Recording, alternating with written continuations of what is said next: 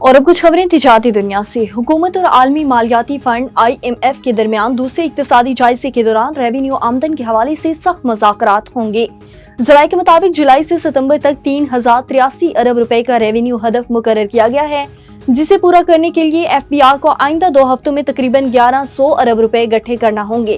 اطلاعات کے مطابق مقررہ ہدف کو پورا کرنے کے لیے FBR کو 21% گروتھ درکار ہے، جبکہ جولائی تا اگست کے دوران ریونیو گروتھ محض 15% تک محدود ہے۔ سینٹرل بینک آف پاکستان نے کہا ہے کہ گزشتہ ہفتے کے دوران زیر مبادلہ کے سرکاری ذخائر میں 3 کروڑ 40 لاکھ ڈالر کا اضافہ ہو گیا۔